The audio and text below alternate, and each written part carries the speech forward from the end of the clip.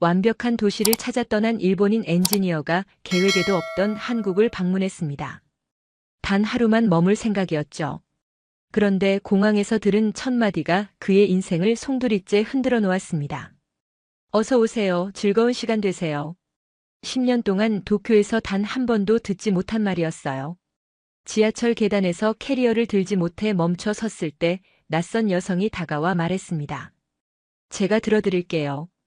작은 식당에서 아주머니가 김치전 한 조각을 내밀며 속삭였죠. 혼자 오면 외롭잖아요. 그날 밤 식당 주인 부부가 소주잔을 건네며 웃었습니다. 한국에선 친구끼리 한잔 해야죠. 35년을 혼자 살아온 남자가 일주일 만에 가족을 만났습니다. 효율과 완벽함만 추구하던 도시에서 온 그가 한국에서 발견한 건 무엇이었을까요? 지진보다 뜨거운 나라 대한민국의 진짜 모습이 지금부터 시작됩니다. 구독과 좋아요, 알림 설정으로 함께 해주세요. 끝까지 시청하시고 여러분의 생각을 댓글로 들려주세요. 나는 다나카 리쿠입니다.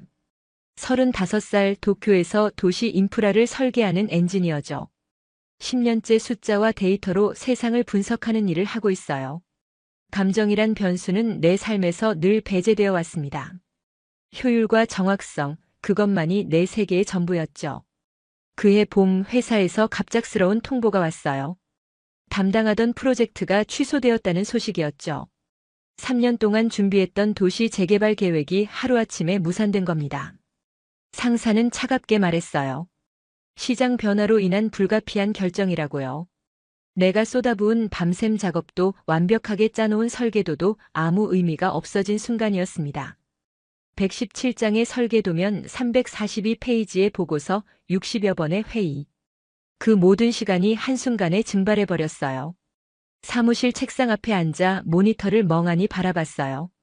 동료들은 조심스럽게 내 주변을 피해 다녔죠. 누군가 위로의 말을 건넬까봐 두려웠던 걸까요? 아무도 다가오지 않았습니다. 그저 각자의 일에만 집중할 뿐이었어요. 옆자리의 사토는 고개도 돌리지 않았고 맞은편의 스즈키는 일부러 화장실 가는 길을 돌아갔죠. 나는 투명인간이 된 기분이었습니다. 그날 저녁 부장이 나를 불렀습니다. 2주 동안 강제 휴가를 내라는 지시였어요. 회사 분위기를 위해서라고 했죠. 그 말이 의미하는 바를 나는 정확히 알고 있었습니다. 실패한 프로젝트 담당자는 일시적으로 시야에서 사라져야 한다는 것. 결국 나는 짐을 챙겨 사무실을 나왔습니다. 10년 만에 처음 맞는 긴 휴가였지만 기쁘지 않았어요. 오히려 공허했죠. 엘리베이터를 타고 1층으로 내려가는 30초 동안 나는 내 인생을 돌아봤습니다. 대학 졸업 후 곧바로 이 회사에 입사했어요. 25살부터 지금까지 10년 일만 했죠. 주말도 없었고 휴가도 거의 없었습니다. 모든 걸 회사에 바쳤는데 결국 이런 식으로 끝나는구나 싶었어요. 집으로 돌아가는 지하철 안에서 문득 깨달았습니다. 나에게는 갈 곳이 없다는 걸요. 친구도 연인도 취미도 없었어요. 오직 일만 있었는데 그마저 사라진 겁니다. 35년을 살았지만 이렇게 혼자라는 게 실감난 적은 처음이었습니다. 휴대폰 연락처를 열어봤어요. 100여 개가 넘는 번호가 저장되어 있었지만 정작 전화를 걸 사람은 한 명도 없었죠. 아파트에 도착해 창문을 열었어요. 도쿄 야경이 펼쳐졌지만 아름답지 않았죠. 그저 차가운 빛의 집합일 뿐이었습니다. 수백만 개의 창문 뒤에 사람들이 살고 있지만 아무도 나를 알지 못했어요. 나 역시 그들을 몰랐죠. 23층 아파트 창가에 서서 바라본 도시는 거대한 회로 기판처럼 보였습니다. 각자의 자리에서 제 역할만 하는 부품들. 나도 그중 하나였을 뿐이에요. 다음 날 아침 무작정 여행 사이트를 열었습니다. 어디든 떠나고 싶었어요. 도쿄를 벗어나고 싶었죠. 화면을 스크롤하다가 싱가포르 패키지가 눈에 들어왔습니다. 깨끗하고 효율적인 도시라는 소개 문구가 마음에 들었어요. 완벽하게 설계된 나라. 엔지니어인 내게 딱 맞는 곳이라고 생각했죠. 리뷰를 읽어봤습니다. 질서 정연한 거리, 시간 약속을 철저히 지키는 사람들, 깨끗한 환경. 모두 내가 좋아하는 요소들이었어요. 예약 버튼을 눌렀습니다. 이틀 후 출발이었어요. 준비할 시간도 별로 없었지만 상관없었죠. 어차피 갈 곳도 만날 사람도 없었으니까요. 그저 이 공허함에서 벗어나고 싶었을 뿐입니다. 가방에는 노트북과 카메라 그리고 몇 벌의 옷만 넣었어요. 감정을 챙길 필요는 없었죠. 어차피 나에게 그런 건 없으니까요. 공항으로 가는 리무진 버스 안에서 창밖을 바라봤어요. 익숙한 거리가 지나갔죠. 신주쿠, 시부야, 도쿄타워. 10년 동안 매일 보던 풍경인데도 낯설게 느껴졌습니다. 아니, 처음부터 이 도시와 나는 연결되어 있지 않았던 건지도 모르겠어요. 그저 같은 공간에 존재했을 뿐 진정으로 교감한 적은 없었던 것 같습니다. 나리타 공항에 도착했습니다. 체크인 카운터 직원은 기계적으로 미소를 지었죠. 매뉴얼대로 정해진 인사를 건넸어요. 좋은 여행 되시라는 말이 귓가를 스쳤지만 마음에는 닿지 않았습니다. 나도 똑같이 기계적으로 고개를 숙였어요. 우리는 서로에게 프로그램된 반응을 보였을 뿐이죠. 탑승구로 가는 길 문득 이런 생각이 들었어요. 이 여행이 끝나고 돌아와도 아무것도 달라지지 않을 거라고요. 여전히 혼자일 거고 여전히 공허할 거라고요. 하지만 그래도 떠나야 했습니다. 이대로 도쿄에 있으면 무너질 것 같았거든요. 적어도 다른 풍경을 보는 것만으로도 위안이 될 거라 생각했어요. 비행기가 활주로를 달리기 시작했어요. 창밖으로 도쿄의 불빛이 점점 작아졌죠. 나는 눈을 감았습니다. 싱가포르에서 답을 찾을 수 있을까요? 아니, 답이라는 게 과연 존재하긴 할까요? 알 수 없었어요. 그저 이 비행이 어디로 날 데려갈지 그것만이 궁금할 뿐이었습니다. 6시간의 비행 끝에 나를 기다리고 있을 것은 또 다른 완벽한 도시일 뿐이겠죠. 좌석에 몸을 기댄 채 생각했어요. 완벽한 도시를 찾아 떠나는 이 여행이 결국 나 자신의 공허함을 확인하는 여정이 될지도 모르겠다고요. 하지만 그래도 괜찮았습니다. 적어도 움직이고 있으니까요. 멈춰 있는 것보다는 나았죠. 정지된 물은 썩기 마련이니까요. 비행기는 밤하늘을 가르며 날아갔습니다. 나는 여전히 혼자였지만 이상하게도 조금은 기대되기도 했어요. 새로운 도시가 내게 무엇을 보여줄지. 비록 감정 없는 엔지니어의 눈으로 보겠지만 그래도 뭔가 다른 걸 발견할 수 있을지도 몰랐죠. 혹시 모르잖아요. 거기서 내가 찾던 완벽함의 진짜 의미를 깨닫게 될지도요. 창밖으로 구름 사이로 달빛이 비쳤습니다. 그 빛을 바라보며 나는 다시 눈을 감았어요. 내일이면 싱가포르에 도착할 겁니다. 그리고 그곳에서 무엇을 마주하게 될까요?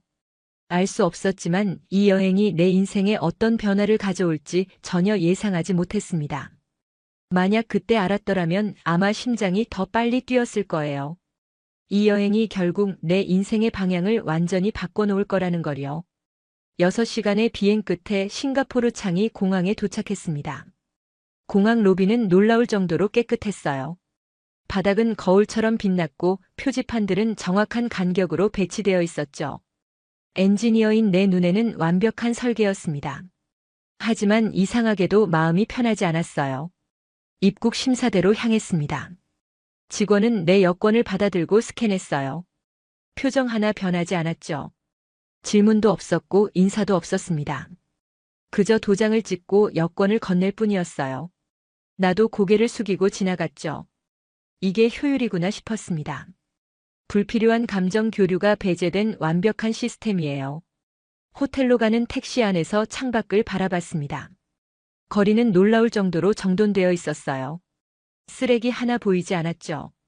건물들은 일정한 높이와 간격을 유지했고 가로수들은 정확히 3m 간격으로 심어져 있었습니다. 나는 무의식 중에 그 간격을 세고 있었어요. 엔지니어의 직업병이죠. 택시 기사는 말이 없었습니다. 나도 말을 걸지 않았어요. 20분 동안 우리는 단 한마디도 나누지 않았죠.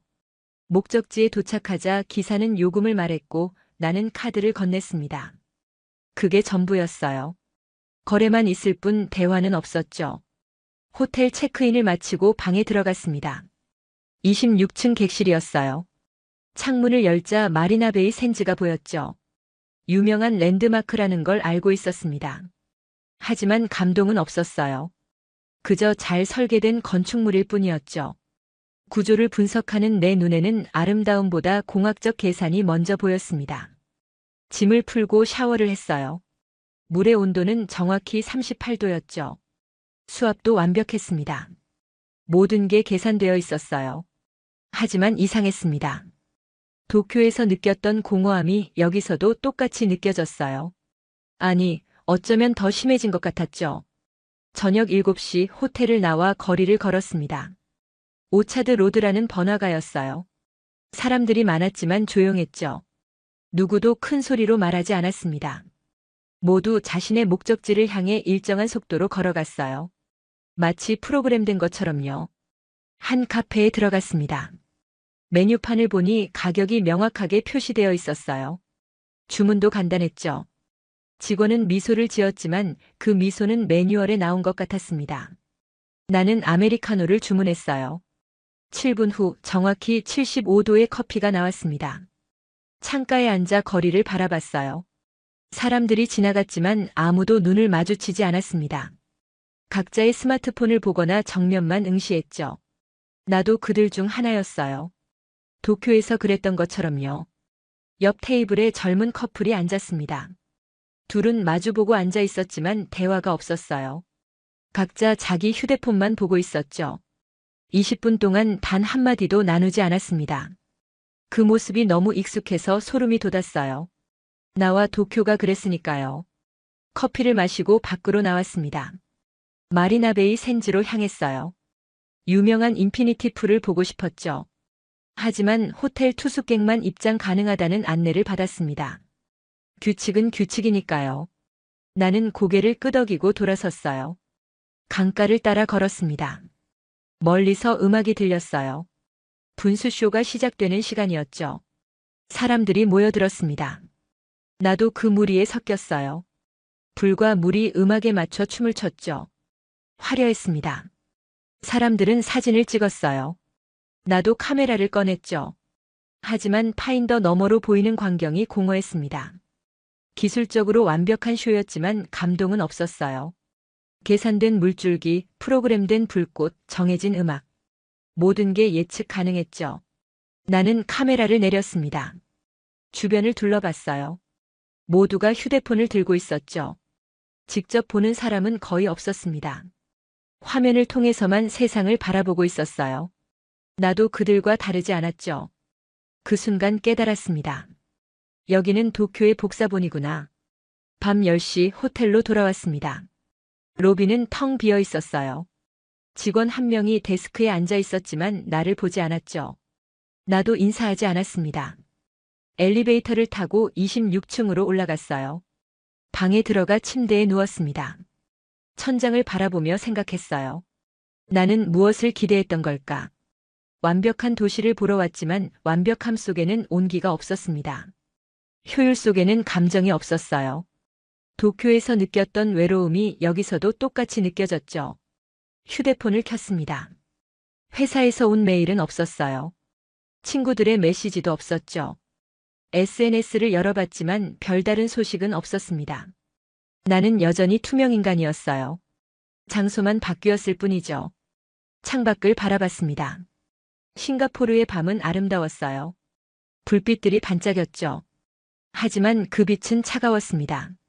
마치 LED처럼요. 기계적이고 계산된 아름다움. 그게 이 도시의 전부였어요. 나는 눈을 감았습니다. 내일은 어디를 가야 할까? 가든스 바이 더 베이, 센토사 섬, 차이나타운.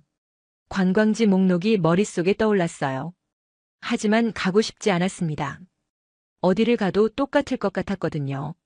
잠들기 전 마지막으로 든 생각이 있었어요. 나는 왜 이렇게 외로울까? 완벽한 도시 속에서도 수백만 명의 사람들 사이에서도 나는 여전히 혼자였습니다. 어쩌면 완벽함이란 게 문제인지도 몰라요. 너무 완벽해서 인간이 들어갈 틈이 없는 거죠. 싱가포르 첫날 밤은 그렇게 지나갔습니다. 차갑고 깨끗하고 완벽하게요. 하지만 내 마음은 여전히 공허했어요. 도쿄에서 벗어나려고 왔지만 결국 같은 곳에 있는 것 같았습니다. 다만 위도만 달라졌을 뿐이죠. 싱가포르 셋째 날 아침이었습니다. 호텔 침대에서 눈을 떴지만 일어나고 싶지 않았어요. 창밖으로 햇빛이 쏟아졌지만 마음은 어두웠죠. 시계를 봤습니다. 오전 8시 30분. 체크아웃까지 3시간 반이 남았어요. 휴대폰을 켰습니다. 회사에서 온 메일이 한 통 있었어요. 클릭했죠. 부장의 이름이 보였습니다. 심장이 빨리 뛰었어요. 혹시 프로젝트가 복구된 건 아닐까? 하지만 내용은 달랐죠. 휴가 2주를 3주로 연장한다는 통보였습니다. 이유는 간단했어요. 새로운 프로젝트 팀이 구성되는 동안 대기하라는 것. 다시 말하면 나는 필요 없다는 뜻이었죠. 적어도 당분간은요. 메일은 짧았습니다. 단 6줄. 10년을 바친 회사가 나에게 보낸 마지막 배려였어요. 화면을 끄고 천장을 바라봤습니다. 3주, 21일, 504시간. 숫자로 셈이 더 길게 느껴졌어요. 그 시간을 어떻게 채워야 할까? 싱가포르에 더 머물 이유는 없었습니다. 이틀 만에 이미 이 도시가 지겨워졌거든요. 샤워를 하고 옷을 입었어요. 거울 속 내 얼굴이 낯설었습니다. 언제부터 이렇게 피곤한 표정을 짓고 있었을까요? 아니, 원래 이랬는지도 모르겠어요. 그동안 거울을 제대로 본 적이 없었으니까요. 로비로 내려가 체크아웃을 했습니다. 직원이 물었어요. 싱가포르 여행은 어땠냐고요? 나는 대답했죠. 좋았다고요. 거짓말이었습니다. 직원은 웃었어요. 또 오시라고 했죠. 나도 웃었습니다. 역시 거짓 미소였어요. 짐을 끌고 밖으로 나왔습니다. 정오에 싱가포르는 덥고 습했어요. 땀이 났죠. 택시를 탈까 생각했지만 발걸음이 떨어지지 않았습니다. 공항으로 가면 뭐해요? 어차피 도쿄로 돌아가봤자 할 일이 없는데요. 근처 카페로 들어갔습니다. 에어컨이 시원했어요. 아이스 커피를 주문하고 구석자리에 앉았죠. 노트북을 꺼냈습니다. 항공권 앱을 열었어요. 도쿄행 티켓을 검색했죠. 오늘 저녁 7시 45분 비행기가 있었습니다. 예약 버튼에 손가락을 올렸어요. 하지만 누르지 못했습니다. 돌아가기 싫었거든요. 3주를 텅 빈 아파트에서 혼자 보낸다는 게 끔찍했어요. 차라리 여기서 더 머무는 게 나을까? 하지만 싱가포르도 답은 아니었죠. 화면을 위아래로 스크롤했습니다. 무의식 중에 다른 도시들을 보고 있었어요. 방콕, 쿠알라룸푸르, 홍콩, 타이베이. 아시아의 주요 도시들이 나열되어 있었죠. 그때 한 문구가 눈에 들어왔습니다. 싱가포르에서 서울행 편도 특가. 15,000엔. 서울. 그 이름이 이상하게 마음에 걸렸어요. 한국의 수도라는 것 정도는 알고 있었습니다. 하지만 가본 적도 없었고 특별히 관심도 없었죠. 그런데 왜 이 티켓이 자꾸 눈에 밟히는 걸까요? 클릭했습니다. 상세 정보가 나왔어요. 오늘 오후 4시 20분 출발. 인천공항 도착은 밤 11시 5분.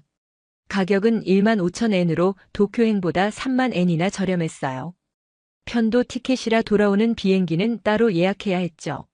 머리로는 말이 안 된다고 생각했습니다. 한국어도 못하고 아는 사람도 없는 나라에 왜 가요? 계획도 없고 목적도 없는데요. 하지만 가슴 한쪽이 이상하게 떨렸어요. 이 도시에서 벗어나고 싶다는 충동이었죠. 커피를 한 모금 마셨습니다. 화면 속 서울이라는 글자를 계속 바라봤어요. 엔지니어인 나는 늘 계획을 세우고 계산을 했죠. 리스크를 분석하고 변수를 통제했습니다. 하지만 지금은 그 모든 게 무의미하게 느껴졌어요. 10년 동안 완벽하게 살아왔지만 결국 남은 건 공허함 뿐이었습니다. 계획대로 산 인생이 나를 행복하게 만들지 못했어요. 그렇다면 이번에는 계획 없이 살아보는 건 어떨까? 그런 생각이 들었죠. 손가락이 예약 버튼으로 향했습니다. 머리는 반대했지만 손은 움직였어요. 클릭. 결제 화면이 나왔죠. 카드 정보를 입력했습니다. 16자리 숫자를 타이핑하는 동안 심장이 빨리 뛰었어요. 확인 버튼을 눌렀습니다. 1초가 10초처럼 길게 느껴졌어요. 그리고 화면에 메시지가 떴죠. 예약이 완료되었습니다. 탑승권이 이메일로 발송되었어요. 나는 숨을 크게 내쉬었습니다. 방금 내가 뭘 한 거지? 이성적으로 생각하면 미친 짓이었어요. 하지만 이상하게 후회는 되지 않았습니다. 오히려 조금 후련했죠. 10년 만에 처음으로 계획 없이 내린 결정이었어요. 시계를 봤습니다. 오후 1시 10분. 비행기 출발까지 3시간 10분 남았어요. 공항까지는 40분 정도 걸리죠. 여유는 충분했습니다. 커피를 다 마시고 카페를 나섰어요. 택시를 잡아 타고 말했습니다. 창이 공항으로 가자고요. 기사가 고개를 끄덕였죠. 차는 움직이기 시작했습니다. 창밖으로 싱가포르의 거리가 지나갔어요. 이틀 전과 똑같은 풍경이었지만 느낌은 달랐습니다. 뭔가 새로운 게 시작되는 것 같았어요. 뭔지는 모르겠지만 그냥 그런 느낌이 들었죠. 서울이라는 도시가 어떤 곳일지 전혀 상상이 안 됐습니다. 하지만 그게 오히려 기대되기도 했어요. 공항에 도착했습니다. 체크인 카운터로 갔어요. 직원에게 여권과 탑승권을 보여줬죠. 직원이 물었습니다. 서울 여행 목적이 뭐냐고요? 나는 잠시 멈칫했어요. 대답할 말이 없었거든요. 그냥 떠나고 싶어서요. 그렇게 말하고 싶었지만 입 밖으로 나온 말은 달랐습니다. 관광이라고 했어요. 직원은 고개를 끄덕이며 탑승권을 건넸죠. 수화물을 붙이고 보안 검색대를 통과했습니다. 탑승구로 가는 길 문득 이런 생각이 들었어요. 내가 서울에서 무엇을 찾게 될까? 아니, 과연 뭔가를 찾을 수는 있을까? 알 수 없었습니다. 하지만 이번만큼은 기대하지 않기로 했어요. 기대가 없으면 실망도 없으니까요. 탑승 시간이 되었습니다. 줄을 서서 비행기에 올랐어요. 좌석에 앉아 안전벨트를 맸죠. 창밖으로 싱가포르의 하늘이 보였습니다. 곧 이곳을 떠나게 되는군요. 이틀간의 짧은 체류였지만 많은 걸 느꼈어요. 완벽함이 답은 아니라는 것을요. 비행기가 움직이기 시작했습니다. 활주로를 달렸죠. 그리고 하늘로 떠올랐어요. 싱가포르가 점점 작아졌습니다. 나는 눈을 감았어요. 6시간 후 나는 서울에 있을 겁니다. 그곳에서 무엇이 날 기다리고 있을까요? 전혀 예상할 수 없었지만 이번만큼은 그게 두렵지 않았습니다. 비행기가 인천공항 활주로에 착륙했습니다. 밤 11시 5분. 창밖은 어두웠지만 공항은 환하게 빛나고 있었어요. 안전벨트 사인이 꺼지자 사람들이 일어나기 시작했죠. 나도 가방을 챙겨 들고 통로로 나왔습니다. 비행기 문을 나서는 순간 공기부터 달랐어요. 싱가포르의 습한 공기와도 도쿄의 차가운 공기와도 달랐죠. 뭐랄까 조금 더 부드러운 느낌이었습니다. 착각일 수도 있었지만 그렇게 느껴졌어요. 입국장으로 향하는 복도를 걸었습니다. 벽면에 한글로 쓰인 환영 문구가 보였어요. 한국에 오신 것을 환영합니다. 읽을 수는 없었지만 그림과 영어 번역으로 의미를 짐작할 수 있었죠. 이상하게 마음이 조금 편해지는 느낌이었습니다. 입국 심사대가 보였어요. 여러 줄이 늘어서 있었죠. 외국인 전용 창구를 찾았습니다. 사람들이 많지는 않았어요. 5번째 순서였죠. 앞 사람들이 하나씩 통과하는 모습을 지켜봤습니다. 도쿄 공항도 싱가포르 공항도 비슷했어요. 직원들은 무표정했고 기계적이었죠. 여권을 받아 스캔하고 도장을 찍어 돌려주는 것. 그게 전부였습니다. 감정도 없고 대화도 없었어요. 효율적이지만 차가웠죠. 내 차례가 되었습니다. 여권을 건넸어요. 직원은 여권을 받아들고 화면을 확인했죠. 나는 정면을 바라봤습니다. 표정을 관리했어요. 엔지니어답게 무감정한 얼굴로요. 그때였습니다. 직원이 고개를 들어 나를 보며 말했어요. 어서 오세요. 즐거운 시간 되세요. 그 말과 함께 미소를 지었죠. 매뉴얼적인 미소가 아니었습니다. 진짜 환영하는 듯한 미소였어요. 눈까지 웃고 있었죠. 나는 순간 멈칫했습니다. 뭐라고 대답해야 할지 몰랐어요. 싱가포르에서는 이틀 내내 이런 인사를 받은 적이 없었습니다. 도쿄에서도 마찬가지였죠. 단 한 번도요. 그런데 이 낯선 나라에서 첫 번째로 만난 사람이 나를 환영한다고 말했어요. 감사합니다. 겨우 그 말을 꺼냈습니다. 일본어로요. 직원은 이해하지 못했지만 웃으며 고개를 끄덕였어요. 여권에 도장을 찍어 건넸죠. 나는 여권을 받아들고 입국장을 통과했습니다. 몇 걸음 걸었는데 가슴이 이상했어요. 뭔가 따뜻한 게 스며드는 느낌이었죠. 10년 만에 처음 느끼는 감각이었습니다. 누군가 나를 환영한다는 것, 즐거운 시간을 보내기를 바란다는 것. 단 한 문장이었지만 그게 이렇게 크게 다가올 줄 몰랐어요. 수암을 찾는 곳으로 갔습니다. 컨베이어 벨트가 돌아가고 있었어요. 사람들이 자기 짐을 기다리고 있었죠. 나도 그 사이에 섰습니다. 옆에 선 한국인 가족이 보였어요. 아이가 둘이었죠. 어린 딸이 피곤한지 칭얼거렸습니다. 아빠가 아이를 안아 올렸어요. 괜찮아, 이제 집 가는 거야. 그렇게 말하며 머리를 쓰다듬었죠. 아이는 아빠 품에 안겨 눈을 감았습니다. 그 모습을 보니 묘한 감정이 들었어요. 내 캐리어가 나왔습니다. 들어올려 손잡이를 펴고 세관을 통과했어요. 출구로 나가자 환전소가 보였죠. 한국 돈이 필요했습니다. 창구로 다가가 일본 엔을 꺼냈어요. 환전해 주세요. 영어로 말했습니다. 직원이 웃으며 고개를 끄덕였어요. 얼마나 바꾸시겠어요? 역시 영어로 대답했죠. 3만 엔이요. 직원은 계산을 하고 한국 돈을 건넸습니다. 35만 원 정도였어요. 감사합니다. 좋은 여행 되세요. 직원이 말했어요. 또 환영의 인사였죠. 나는 고개를 숙이고 돈을 받았습니다. 지갑에 넣으며 생각했어요. 이 나라 사람들은 모두 이렇게 친절한 걸까요? 공항 로비로 나왔습니다. 자정이 가까운 시간이었지만 사람들이 많았어요. 마중 나온 가족들, 택시를 기다리는 여행객들, 안내 데스크에서 일하는 직원들. 모두가 바빴지만 살아있는 느낌이었죠. 안내 데스크로 갔습니다. 호텔을 예약하지 않았거든요.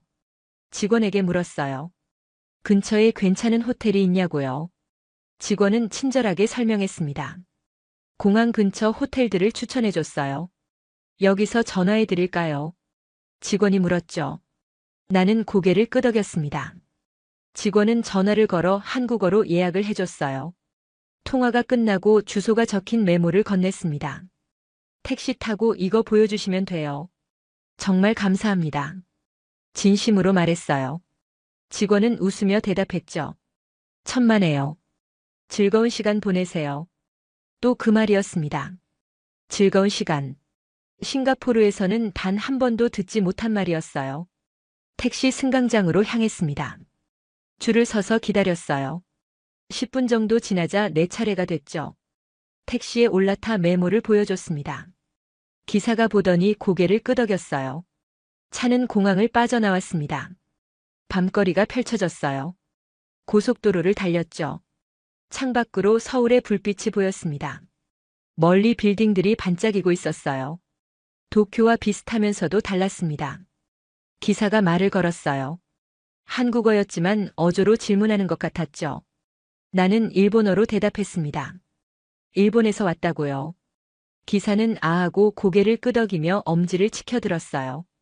웰컴. 영어로 말했죠. 20분쯤 달렸을까요? 차가 한 건물 앞에 섰습니다. 호텔이었어요. 기사가 요금을 말했죠. 2만 원. 나는 3만 원을 건넸습니다. 기사가 거스름돈을 주려 했지만 손을 저었어요. 괜찮다고요. 기사는 놀란 표우로 나를 봤습니다. 그러고는 활짝 웃으며 말했어요. 감사합니다. 좋은 여행 되세요. 한국어였지만 의미를 알 수 있었죠. 나는 고개를 숙이고 차에서 내렸습니다. 호텔 로비로 들어갔어요.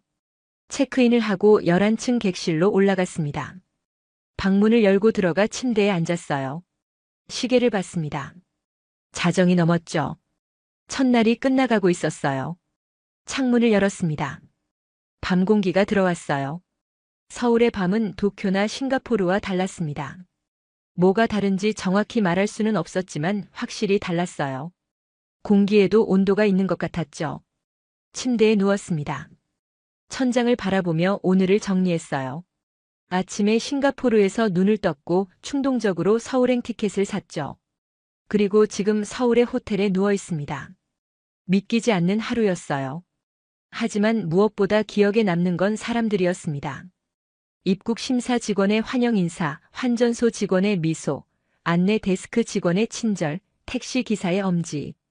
작은 것들이었지만 내 마음에 뭔가를 남겼어요. 눈을 감았습니다. 내일은 어디를 가야 할까? 계획은 없었지만 그게 오히려 좋았어요. 처음으로 기대되는 내일이었죠. 이 도시가 내게 무엇을 보여줄지 궁금했습니다. 그리고 이상하게 확신이 들었어요. 여기서는 뭔가 다를 거라고요. 아침 9시 호텔 식당에서 간단히 식사를 했습니다. 빵과 커피 그리고 김치가 나왔어요. 처음 먹어보는 음식이었죠. 매웠지만 이상하게 계속 손이 갔습니다. 식당 직원이 다가와 물었어요. 입맛에 맞냐고요. 나는 고개를 끄덕였습니다. 체크아웃을 하고 짐을 챙겼어요. 오늘은 서울 시내로 들어가려고 했습니다. 프런트에서 지하철 노선도를 받았죠. 직원이 친절하게 설명해 줬어요. 공항철도를 타고 홍대 입구역에서 내리라고요. 거기가 젊은이들이 많이 모이는 곳이라고 했습니다. 공항철도 역으로 향했습니다. 캐리어를 끌고 걸었어요. 생각보다 무거웠죠. 이틀치 옷과 노트북이 들어있었습니다. 10분쯤 걸어 역에 도착했어요. 에스컬레이터가 보였지만 캐리어 때문에 망설여졌습니다. 계단으로 가야겠다고 생각했어요. 사람이 적었거든요. 계단 앞에 섰습니다. 내려가는 계단이었죠. 25개 정도 되어 보였어요. 심호흡을 하고 캐리어를 들어 올렸습니다. 첫 번째 계단. 괜찮았어요. 두 번째, 세 번째. 아직 견딜만 했죠. 하지만 6번째 계단쯤 되자 팔이 떨리기 시작했습니다. 캐리어가 점점 무거워졌어요. 땀이 났죠. 10번째 계단에서 멈춰 섰습니다. 캐리어를 내려놨어요. 손목이 아팠죠. 숨을 고르며 주변을 둘러봤습니다. 사람들이 지나갔지만 아무도 나를 보지 않았어요. 당연했죠. 도쿄에서도 싱가포르에서도 마찬가지였으니까요. 각자의 일에만 집중하는 것. 그게 도시의 룰이었습니다. 다시 캐리어를 들어야 했어요. 하지만 손에 힘이 들어가지 않았습니다. 35년을 살면서 누군가에게 도움을 청한 적이 없었어요. 스스로 해결하는 게 익숙했죠. 하지만 지금은 정말 힘들었습니다. 그때 뒤에서 목소리가 들렸어요. 한국어였지만 어조로 질문하는 걸 알 수 있었죠. 돌아보니 20대 중반으로 보이는 여성이 서 있었습니다. 검은색 코트를 입고 가방을 메고 있었어요. 나는 당황했습니다. 뭐라고 대답해야 할지 몰랐어요. 일본어로 말했죠. 죄송합니다. 한국어를 못해요. 여성은 이해한 듯 고개를 끄덕이더니 영어로 말했습니다. 도와드릴까요? 나는 주저했어요. 도쿄에서 10년을 살면서 한 번도 이런 제안을 받은 적이 없었습니다. 싱가포르에서도 마찬가지였죠. 사람들은 각자의 일에만 바빴어요. 남의 일에 신경 쓸 여유가 없었습니다. 그런데 이 낯선 여성이 나를 도와주겠다고 했어요. 괜찮습니다. 혼자 할 수 있어요. 거절했습니다. 하지만 여성은 이미 캐리어 손잡이를 잡고 있었어요. 웃으며 말했죠. 제가 들어드릴게요. 같이 가요. 말을 막을 틈도 없이 여성은 캐리어를 들어 올렸습니다. 가볍게 들고는 계단을 내려가기 시작했어요. 나는 얼떨결에 따라갔죠. 15개의 계단을 그녀는 쉽게 내려갔습니다. 아래에 도착했어요. 여성이 캐리어를 내려놓으며 웃었습니다. 무겁네요. 뭐가 이렇게 많이 들었어요? 나는 대답했죠. 노트북이요. 그리고 옷이요. 여성은 고개를 끄덕였습니다. 어디 가세요? 여성이 물었어요. 홍대 입구요. 나는 대답했습니다. 여성의 표정이 밝아졌죠. 저도 홍대 가요. 같이 가요. 그렇게 말하며 개찰구 쪽으로 걸어갔어요. 나는 그녀를 따라갔습니다. 교통카드를 사서 개찰구를 통과했어요. 플랫폼으로 내려가는 에스컬레이터에 섰죠. 여성이 옆에 섰습니다. 일본에서 오셨어요? 물었어요. 네. 대답했죠. 여행이에요. 또 물었습니다. 나는 잠시 망설였어요. 여행이라고 하기엔 목적이 없었고 그렇다고 도피라고 말할 수도 없었죠. 그냥 네. 여행이에요. 거짓말을 했습니다. 한국 처음이에요. 여성이 물었어요. 네. 어젯밤에 도착했어요. 대답했죠. 여성은 웃었습니다. 그럼 아직 아무것도 못 봤겠네요. 홍대는 재미있을 거예요. 전철이 들어왔습니다. 문이 열리고 사람들이 내렸어요. 우리는 탔죠. 좌석이 비어 있었습니다. 여성이 앉으라고 손짓했어요. 나도 앉았죠. 캐리어는 앞에 세워뒀습니다. 전철이 출발했어요. 창밖으로 풍경이 지나갔습니다. 여성이 말했어요. 홍대까지 40분 걸려요. 나는 고개를 끄덕였죠. 감사합니다. 도와주셔서요. 진심이었습니다. 여성은 손을 저었어요. 아니에요. 당연한 거죠. 그 말이 나를 멈추게 했습니다. 당연한 거라고요. 도쿄에서는 당연하지 않았어요. 싱가포르에서도요. 모두가 바빴고 각자의 일만 했죠. 남을 돕는 건 당연한 게 아니었습니다. 한국은 이런 곳인가요? 물었습니다. 모두가 이렇게 친절한가요? 여성은 잠시 생각하더니 웃었어요. 특별히 친절한 건 아니에요. 그냥 사람 사는 곳이에요. 사람 사는 곳. 그 말이 가슴에 와닿았습니다. 도쿄는 사람이 사는 곳이 아니었나요? 싱가포르는요? 아니, 어쩌면 사람이 살고는 있었지만 사람답게 살지는 않았던 건지도 몰라요. 효율과 시스템 속에서 감정은 배제되었죠. 여성이 말을 이었어요. 힘들어 보이는 사람 보면 돕는 게 자연스러워요. 내가 힘들 때도 누군가 도와줬으니까요. 그게 서로 사는 거죠. 나는 아무 말도 할 수 없었습니다. 35년을 살면서 힘들 때 누군가 도와준 기억이 없었어요. 아니, 도움을 청한 적도 없었죠. 혼자 해결하는 게 당연했고 남에게 의지하는 건 약함의 표시라고 생각했습니다. 하지만 이 여성의 말을 듣고 깨달았어요. 혼자 사는 게 강함이 아니었습니다. 함께 사는 게 진짜 강함이었죠. 서로 돕고 의지하는 것. 그게 사람답게 사는 거였어요. 도쿨에서 10년 동안 나는 사람답게 살지 못했던 겁니다. 전철은 계속 달렸습니다. 역을 지나칠 때마다 안내방송이 나왔어요. 한국어였지만 숫자는 알아들을 수 있었죠. 홍대 입구역까지 6정거장 남았습니다. 여성이 물었어요. 호텔은 정했어요. 나는 고개를 저었습니다. 아직이요. 여성은 휴대폰을 꺼내 뭔가를 검색했어요. 여기 괜찮아요. 홍대역 근처예요. 가격도 적당하고요. 화면을 보여줬죠. 나는 화면을 봤습니다. 깔끔한 호텔이었어요. 가격도 합리적이었죠. 여기로 할게요. 감사합니다. 말했습니다. 여성은 웃으며 예약 링크를 보내줬어요. 홍대 입구역에 도착했습니다. 문이 열렸어요. 여성이 일어나며 말했죠. 내려요. 나도 일어나 캐리어를 끌고 내렸습니다.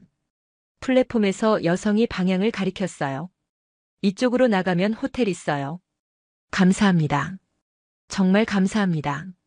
진심으로 말했어요. 여성은 손을 흔들며 웃었습니다. 천만에요. 한국 여행 즐기세요. 그렇게 말하고는 반대편으로 걸어갔어요. 나는 그 자리에 서서 그녀의 뒷모습을 바라봤습니다. 이름도 몰랐어요. 다시 만날 일도 없을 겁니다. 하지만 그녀가 내게 준 건 도움만이 아니었어요. 사람이 사는 방식. 그걸 보여줬죠. 계단을 올라 밖으로 나왔습니다. 홍대의 거리가 펼쳐졌어요. 사람들이 많았고 활기찼습니다. 도쿄나 싱가포르와는 다른 에너지가 느껴졌죠. 이곳에는 온도가 있었습니다. 사람의 온도가요. 호텔에 짐을 풀고 거리로 나왔습니다. 오후 1시였어요. 점심시간이었죠. 배가 고팠습니다. 아침에 빵만 먹었거든요. 홍대 거리를 걸으며 식당을 찾았어요. 번화한 거리에는 사람들이 많았습니다. 젊은이들이 대부분이었어요. 웃으며 걷고 대화하고 사진을 찍었죠. 활기가 넘쳤습니다. 도쿄의 시부야와 비슷했지만 분위기는 달랐어요. 더 밝고 따뜻한 느낌이었습니다. 큰 음식점들이 보였어요. 체인점처럼 보이는 곳들이었죠. 간판이 화려했습니다. 하지만 들어가고 싶지 않았어요. 사람이 너무 많았고 시끄러웠거든요. 조용한 곳이 필요했습니다. 골목으로 들어갔습니다. 큰 길과 달리 한적했어요. 오래된 건물들이 늘어서 있었죠. 2층짜리 낮은 건물들. 벽에는 담쟁이가 자라고 있었습니다. 도쿄에서는 볼 수 없는 풍경이었어요. 10여 미터쯤 걸었을까요? 작은 식당이 눈에 들어왔습니다. 간판에 한글로 뭔가 쓰여 있었어요. 읽을 수는 없었지만 아래 작은 글씨로 영어가 있었죠. 다운 레스토랑, 다운 식당. 창문 너머로 안이 보였습니다. 6개의 테이블이 있었어요. 손님은 2팀뿐이었죠. 조용해 보였습니다. 문을 열고 들어갔어요.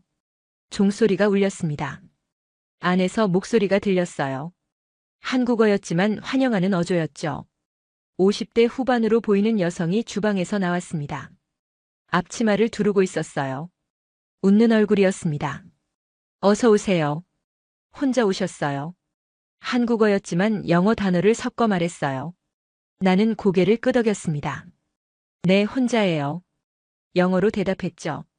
아주머니는 창가 자리를 가리켰습니다. 여기 앉으세요. 자리에 앉았어요. 메뉴판을 받았습니다. 한글로 쓰여 있었지만 사진이 있었어요. 여러 음식들이 보였죠. 김치찌개, 된장찌개, 불고기, 김치전. 무엇을 먹어야 할지 고민했습니다.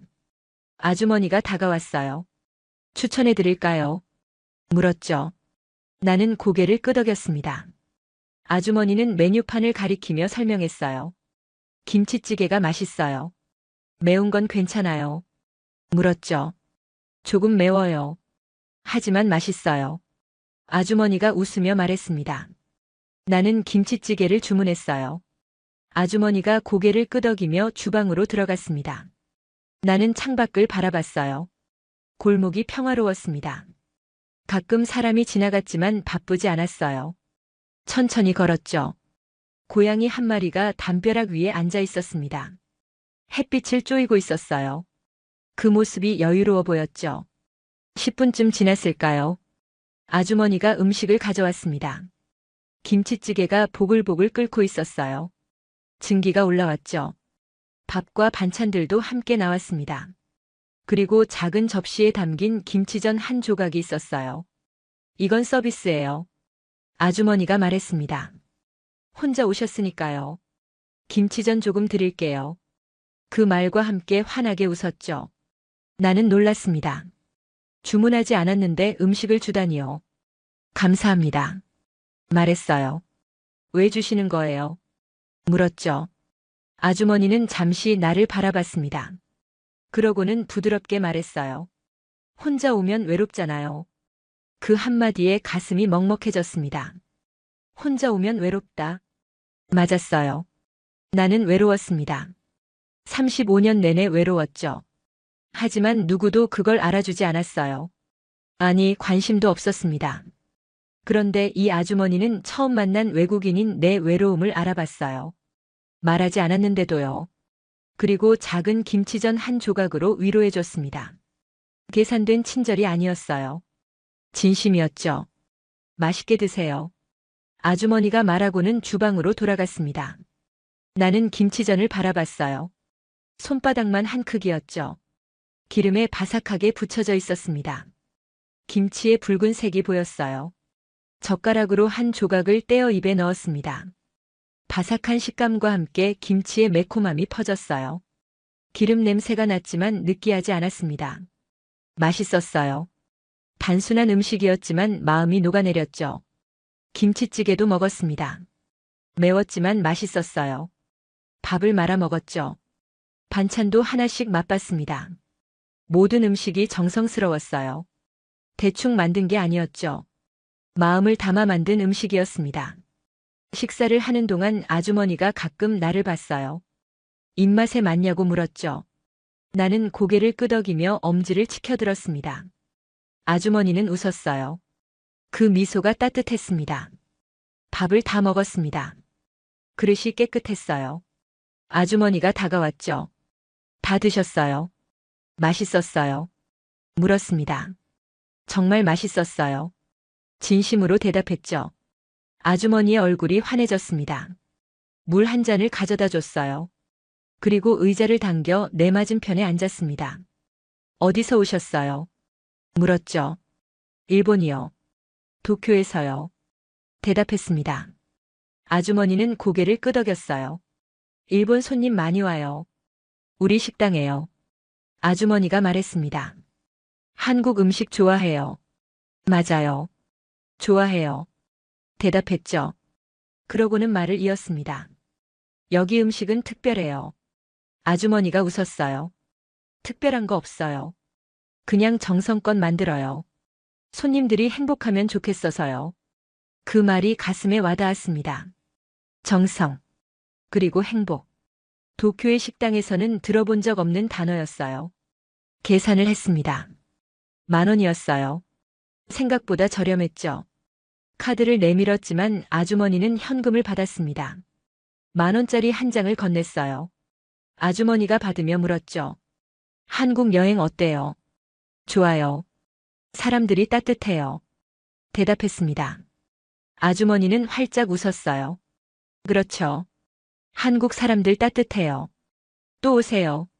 언제든지 환영이에요. 그렇게 말하며 명함을 건넸습니다. 명함을 받았어요. 다운 식당. 그 아래 주소와 전화번호가 적혀 있었죠. 감사합니다. 진심으로 말했습니다. 아주머니는 문까지 따라 나와 손을 흔들었어요. 조심히 가세요. 골목을 걸어 나오며 뒤돌아봤습니다. 아주머니가 여전히 서서 손을 흔들고 있었어요. 나도 손을 흔들었죠. 그리고 걸었습니다. 발걸음이 가벼웠어요. 주머니 속 명함을 만지작거렸습니다. 작은 종이 한 장이었지만 무게가 느껴졌어요. 그 안에 담긴 마음이 전해졌죠. 혼자 오면 외롭잖아요. 그 한마디가 계속 떠올랐습니다. 35년 만에 처음으로 누군가 내 외로움을 알아줬어요. 말하지 않았는데도 알아봤죠. 그리고 작은 김치전 한 조각으로 위로해줬습니다. 그게 얼마나 큰 위안이 되는지 아주머니는 알고 있었던 걸까요? 홍대 거리로 돌아왔습니다. 사람들 사이를 걸으며 생각했어요. 한국은 정말 다른 나라구나. 도쿄에서 10년, 싱가포르에서 이틀을 보내며 느끼지 못한 걸 서울에서 하루 만에 느꼈습니다. 사람의 온도를요. 오후를 홍대 거리에서 보냈습니다. 카페에 앉아 노트북을 켰지만 일은 하지 않았어요. 그냥 사람들을 구경했죠. 지나가는 사람들, 대화하는 커플들, 웃는 친구들. 모두가 행복해 보였습니다. 6시가 되었어요. 해가 지고 있었습니다. 저녁을 먹어야 했죠. 어디로 갈까 고민하다가 문득 생각났습니다. 점심을 먹었던 다운 식당. 그 따뜻한 아주머니가 떠올랐어요. 골목으로 다시 들어갔습니다. 낮에 왔던 길이었지만 저녁엔 분위기가 달랐어요. 가로등 불빛이 은은했죠. 다운 식당이 보였습니다. 창문 너머로 불빛이 새어나왔어요. 문을 열고 들어갔습니다. 종소리가 울렸죠. 아주머니가 주방에서 나왔어요. 나를 보더니 얼굴이 환해졌습니다. 어머, 또 오셨네요. 점심에 왔던 분이죠. 네, 맛있어서 또 왔어요. 대답했습니다. 아주머니는 활짝 웃으며 같은 자리로 안내했어요. 창가 자리였죠. 앉으니 익숙한 느낌이 들었습니다. 마치 집처럼요. 저녁엔 뭐 드실래요? 아주머니가 물었어요. 메뉴판을 보며 고민했습니다. 점심에 김치찌개를 먹었으니 다른 걸 먹어야겠죠. 불고기는 어때요? 아주머니가 추천했습니다. 좋아요. 불고기로 주세요. 주문했죠. 아주머니가 고개를 끄덕이고 주방으로 들어갔어요. 나는 창밖을 바라봤습니다. 골목이 어두워지고 있었어요. 하지만 이상하게 외롭지 않았습니다. 주방에서 소리가 들렸어요. 아주머니와 남자 목소리가 대화하고 있었죠. 남편인 것 같았습니다. 웃음소리가 섞여 있었어요. 부부가 함께 식당을 운영하는 모양이었습니다. 10분쯤 지나 아주머니가 음식을 가져왔어요. 불고기가 지글지글 끓고 있었습니다. 고기 냄새가 좋았죠. 밥과 반찬도 함께 나왔어요. 그리고 또 김치전 한 조각이 있었습니다. 또 주시는 거예요? 물었죠. 아주머니는 웃었습니다. 우리 단골 손님이잖아요. 이틀 연속 오셨으니까요.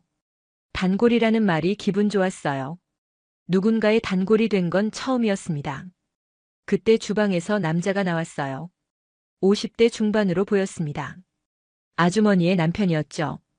손에 소주병 2개와 작은 잔을 들고 있었어요. 미소를 지으며 다가왔습니다. 일본에서 오셨다면서요. 한잔하시죠. 영어와 한국어를 섞어 말했습니다. 나는 당황했어요. 술을 권하다니요. 식당 주인이 손님에게요. 도쿄에서는 상상도 못할 일이었죠. 아, 괜찮아요. 거절했습니다.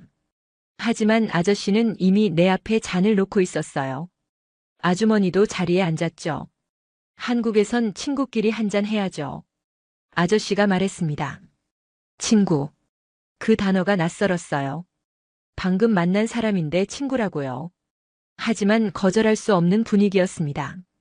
아저씨는 소주병을 열어 4잔에 따랐어요. 투명한 액체가 잔을 채웠죠. 첫 잔은 한 번에 마셔요. 아저씨가 말했습니다. 그러고는 자기 잔을 들어 올렸어요. 건배. 나도 잔을 들었습니다. 부딪히는 소리가 경쾌했어요. 그리고 마셨습니다. 매웠습니다. 목이 탔어요. 기침이 나올 것 같았죠. 하지만 참았습니다. 아저씨와 아주머니가 웃고 있었거든요. 어때요? 아저씨가 물었어요. 강해요. 대답했죠. 맞아요. 강해요. 하지만 곧 달아요. 아저씨가 말했습니다. 2번째 잔을 따라줬어요. 이번엔 천천히 마셔도 돼요. 나는 천천히 마셨습니다. 여전히 매웠지만 조금 익숙해졌어요. 불고기를 먹으며 대화했습니다. 아저씨는 이 식당을 20년 동안 운영했다고 했어요. 아주머니와 함께요.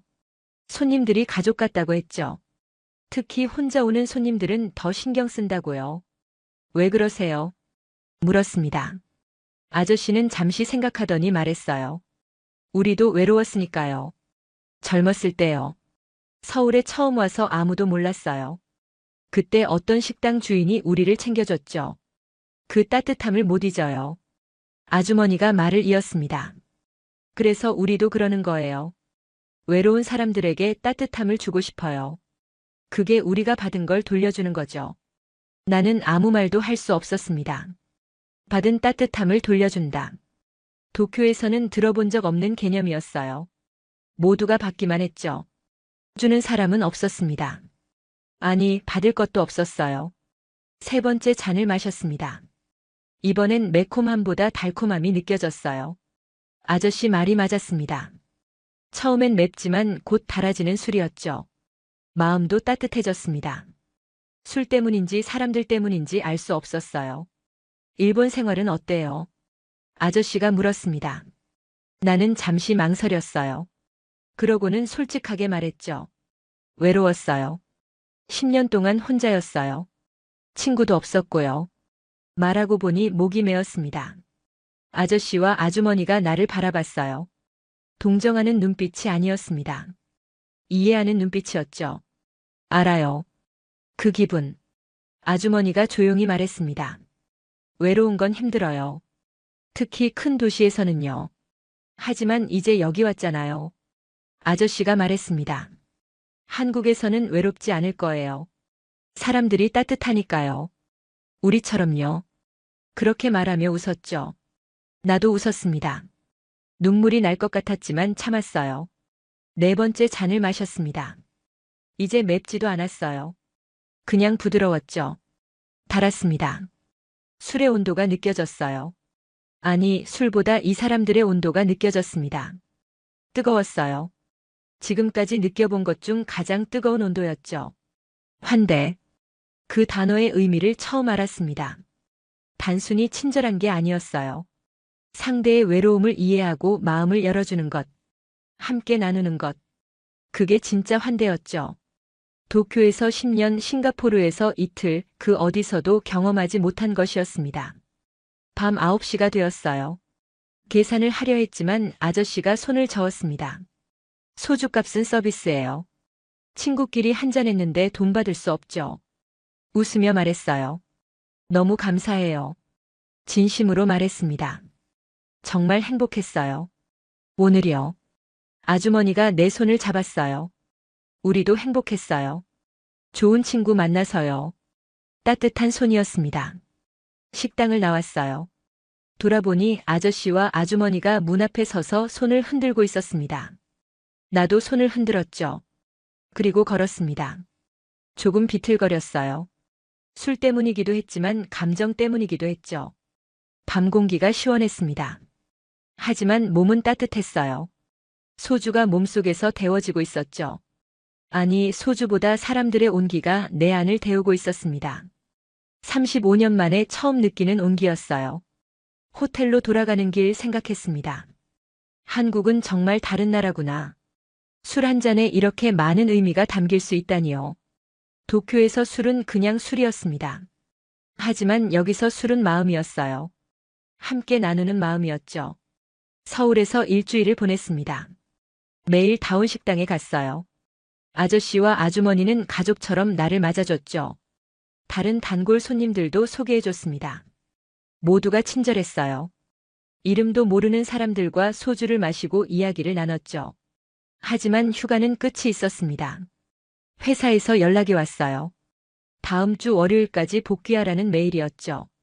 새로운 프로젝트가 시작된다고 했습니다. 나는 짐을 쌌어요. 인천공항행 티켓을 예약했죠. 마지막 날 저녁 다운 식당에 갔습니다. 아저씨와 아주머니에게 말했어요. 내일 일본으로 돌아간다고요. 아주머니의 얼굴이 아쉬워 보였습니다. 벌써 가세요. 더 있다 가시지요. 회사에 가야 해요. 대답했습니다. 하지만 마음은 여기 남고 싶었죠. 아저씨가 소주를 꺼냈어요. 그럼 마지막 한 잔 해야죠. 우리 셋은 잔을 부딪혔습니다. 소주가 목으로 넘어갔어요. 이제는 맵지 않았습니다. 또 올 거죠? 아주머니가 물었어요. 꼭 올게요. 약속했습니다. 진심이었어요. 아주머니는 봉투 하나를 건넸죠. 김치전이에요. 비행기에서 드세요. 포장해뒀습니다. 감사해요. 정말로요. 목이 메었습니다. 일주일 동안 받은 게 너무 많았어요. 음식보다 마음이었죠. 처음으로 누군가의 가족이 된 기분이었습니다. 35년 만에요. 다음 날 아침 공항으로 향했습니다. 지하철을 탔어요. 일주일 전 캐리어를 들어줬던 여성이 떠올랐죠. 그녀 덕분에 홍대에 올 수 있었습니다. 그리고 다운 식당을 만났어요. 모든 게 연결되어 있었습니다. 인천공항에 도착했어요. 체크인을 하고 출국장으로 갔습니다. 면세점을 지나며 한국 과자를 샀어요. 도쿄로 돌아가서 먹으려고요. 한국의 맛을 잊지 않기 위해서였죠. 비행기에 탔습니다. 창가 자리였어요. 이륙 시간까지 10분 남았죠. 가방에서 김치전 봉투를 꺼냈습니다. 아주머니가 싸준 거였어요. 열어보니 김치전 4조각이 들어있었습니다. 쪽지도 하나 있었어요. 한글로 쓰여 있었지만 영어 번역이 있었습니다. 또 오세요. 언제나 환영이에요. 당신은 우리 가족이에요. 눈물이 날 것 같았어요. 가족. 나에게도 가족이 생긴 거죠. 피로 맺어지지 않았지만 마음으로 맺어진 가족이었습니다. 비행기가 이륙했습니다. 서울이 점점 멀어졌어요. 창밖으로 한강이 보였죠. 빌딩들이 작아졌습니다. 일주일 전 이곳에 왔을 때와 똑같은 풍경이었지만 내 마음은 완전히 달라져 있었어요. 나리타 공항에 도착했습니다. 오후 4시였어요. 도쿄는 여전히 바쁘고 차갑게 느껴졌죠. 사람들은 빠르게 걸었습니다. 아무도 눈을 마주치지 않았어요. 일주일 전까지는 이게 당연했지만 이제는 낯설었습니다. 아파트로 돌아왔어요. 23층 현관문을 열었죠. 집은 그대로였습니다. 깨끗하고 정돈되어 있었어요. 하지만 차갑고 텅 비어 있었죠. 짐을 풀고 소파에 앉았습니다. 창밖을 바라봤어요. 도쿄 야경이 펼쳐졌습니다. 수백만 개의 불빛이 반짝였어요. 예전에는 아름답다고 생각하지 못했죠. 하지만 서울을 다녀온 후 조금 다르게 보였습니다. 저 불빛 뒤에도 사람이 산다는 걸 이제 알았어요. 다음 날부터 회사에 나갔습니다. 새 프로젝트가 시작됐어요. 팀원들은 여전히 바쁘게 일했죠. 점심시간에도 각자 먹었습니다. 대화는 최소한이었어요. 효율적이지만 외로웠죠. 서울의 다운 식당이 그리웠습니다. 저녁이 되면 편의점 도시락을 사서 집으로 왔어요. 혼자 먹었죠. TV를 켰지만 집중되지 않았습니다. 노트북을 열어 번역기를 켰어요. 한국 뉴스 사이트에 들어갔죠. 무슨 내용인지 몰라도 한글을 보니 마음이 따뜻해졌습니다. 매일 밤 책상 위 다운식당 명함을 봤어요. 작은 종이 한 장이었지만 내게는 보물이었죠. 그 뒤에 쪽지도 있었습니다. 당신은 우리 가족이에요. 읽을 때마다 가슴이 뜨거워졌어요. 한 달이 지났습니다. 프로젝트는 순조로웠어요. 상사도 만족했죠. 하지만 나는 행복하지 않았습니다. 일은 잘 됐지만 마음이 공허했어요. 서울에서 느꼈던 따뜻함이 그리웠죠. 금요일 저녁 회사 동료가 술을 제안했습니다. 10년 만에 처음이었어요. 이자카야에 갔죠. 술을 마셨지만 대화는 일 이야기뿐이었습니다. 프로젝트, 상사, 실적. 사람 이야기는 없었어요. 서로에 대해 아무것도 몰랐죠. 집으로 돌아오는 길 편의점에 들렀습니다. 소주 코너 앞에 섰어요. 한국 소주가 보였죠. 진로, 참이슬. 이름이 익숙했습니다. 한 병을 집어들었어요. 계산하고 집으로 왔죠. 소파에 앉아 소주병을 열었습니다. 잔에 따랐어요. 투명한 액체가 잔을 채웠죠. 마셨습니다. 매웠어요. 하지만 달았습니다. 서울 다운식당에서 마셨던 그 맛이었죠. 눈을 감았습니다. 아저씨와 아주머니의 얼굴이 떠올랐어요. 혼자 오면 외롭잖아요. 그 말이 귓가에 맴돌았습니다. 맞았어요. 나는 여전히 외로웠죠.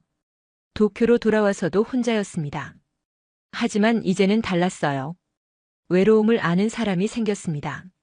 나를 이해해주는 사람들이 있었어요. 서울에요.